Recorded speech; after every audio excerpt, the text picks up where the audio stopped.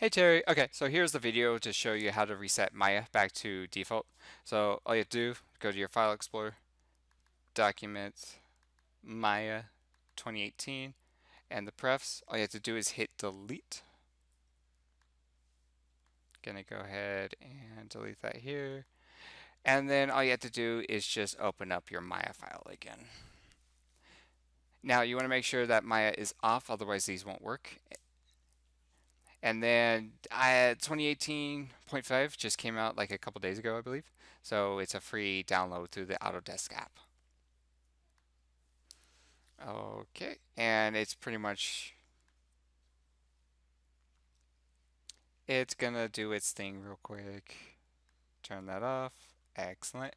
And then essentially that's how you reset. So if you have any camera issues, like if you're zooming in or stuff, that will actually fix that issue. And another thing I'm noticing, we were talking about those weird objects here. So I think it's just default. It pretty much, when you start adding like cubes and other objects, it pretty much sets it.